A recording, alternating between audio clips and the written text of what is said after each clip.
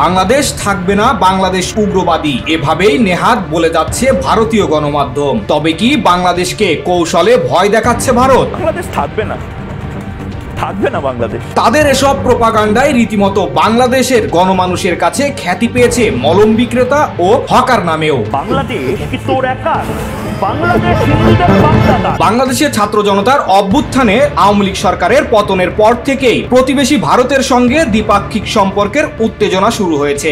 এই উত্তেজনার মধ্যেই ভারতীয় গণমাধ্যমে নজিরবিহীন বাংলাদেশ নিয়ে বিভিন্ন প্রোপাগান্ডা ও গুজব ছড়ানো হচ্ছে। ভারত ছাড়া বাংলাদেশ চলেও অসহায়। তবে এসব প্রোপাগান্ডা নিয়ে অনুসন্ধান করেছে ফ্যাক্ট চেক সংস্থা হিউমার স্ক্যানার। সংস্থাটি বলছে, রাষ্ট্র ক্ষমতায় পট পরিবর্তনের পর গত 12ই আগস্ট থেকে চলতি ডিসেম্বর পর্যন্ত ভারতীয় গণমাধ্যমে প্রচারিত অন্তত 13টি ভুয়া খবরের খোঁজ পেয়েছে তারা। এমন ভুয়া খবর প্রচারের তালিকায় ভারতের অন্তত 49টি গণমাধ্যমের নাম উঠে এসেছে।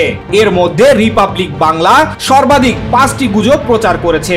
এই নিয়ে পরবর্তী অবস্থানে রয়েছে হিন্দুস্তান টাইমস, জি নিউজ এবং লাইভ মিট, যার প্রত্যেকে অন্তত 3টি করে গুজব প্রকাশ করেছে। এছাড়া রিপাবলিক, ইন্ডিয়ান টুডে, এপিবি আনন্দ এবং আজ তক অন্তত 2টি করে গুজব প্রকাশ করেছে।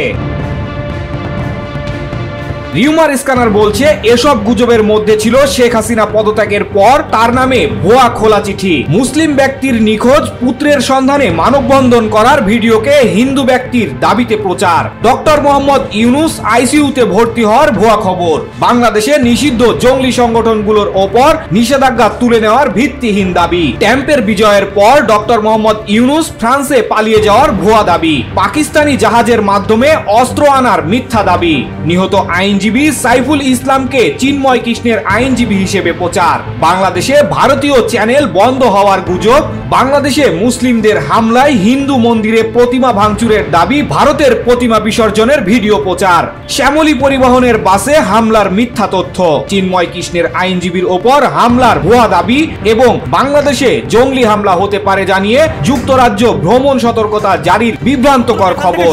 সেটা হচ্ছে চট্টগ্রাম, সেই চট্টগ্রামটা আমাদের নেই। তবে হিউমার স্ক্যানারের অনুসন্ধানে চ্যানেলগুলো এখনো সচল থাকতে দেখা যায়। একই সঙ্গে তথ্য ও সম্প্রচার মন্ত্রণালয় এবং কেবল অপারেটর অ্যাসোসিয়েশন অব বাংলাদেশ বিষয়টি গুজব বলে হিউমার স্ক্যানারকে নিশ্চিত করে।